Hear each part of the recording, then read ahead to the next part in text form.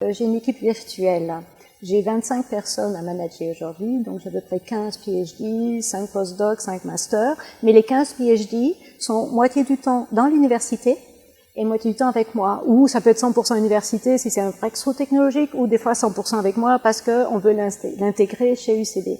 Et c'est là où, en fait, au départ, on a un discours où on doit s'entendre et se comprendre.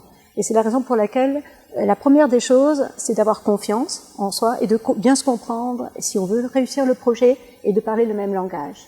Et là, ça se passe assez bien, quoi. Tout se négocie dès le départ. Après, ils veulent travailler avec moi ou pas. Le sujet, ça les intéresse ou les intéresse pas. Libre à eux. Et après, je vais voir une autre université si ça les intéresse pas. Mais jusqu'à présent, j'ai jamais eu de refus. Ils ont toujours eu, OK, on disait, on y va pour cette idée que j'ai, etc. Et je travaille toujours aussi en 2 temps. Parce que je me suis aperçue avec mon expérience que on a des idées. On espère que c'est une bonne idée, mais parfois, l'avenir nous dit qu'elle peut être trop tôt ou trop tard ou mal adaptée. Ce qui fait que maintenant, je prends un étudiant en master sur 6 mois pour dégrossir mon idée. Et au bout de 6 mois, je vois tout de suite si c'est une vraie bonne idée ou une vraie fausse bonne idée.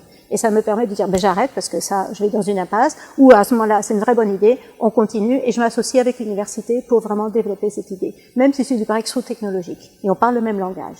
Cette idée qui est sortie en 84, eh bien, elle n'est pas sortie tout de suite parce qu'on n'a pas vu les applications tout de suite.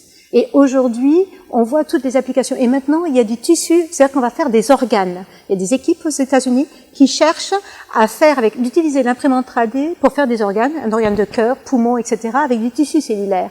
Je ne sais pas si ça va sortir demain, mais je pense que c'est une bonne idée, il faut y aller, et c'est quelque chose qui est très important. On voit déjà qu'on fait des mains artificielles pour 5 000 €. C'est rien, 5 000 € pour avoir une main artificielle pour des gens qui se retrouvent handicapés. Et avec aussi les capteurs par rapport au cerveau où ils peuvent penser pour pouvoir saisir leurs choses et même être sensibles. C'est extraordinaire tout ça. Et ça, c'est fait avec l'imprimante 3D. Et si on le faisait de façon avec les systèmes classiques, on n'arriverait pas à 5 000 €. Donc c'est pour moi, c'est aussi un avenir. Et je ne sais pas jusqu'où on peut aller. Regardez l'informatique, l'évolution de l'informatique en 50 ans.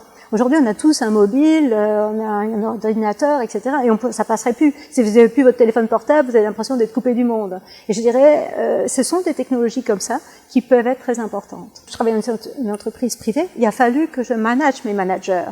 Parce que pour moi, je suis trop créatif. Et la pharma respecte des règles. C'est quand même toutes les sociétés pharmaceutiques sont quand même assez conservatrices par rapport à toutes les règles, la FDA, l'EMEA. Mais on peut très bien les respecter en étant très créatif. Et faire des breakthroughs technologiques et de les apporter, de valider les choses. Et c'est ça qu'il faut se challenger. Et c'est vrai que je suis toujours out of the box. Et on me demande une idée à la minute parce que après c'est trop tard.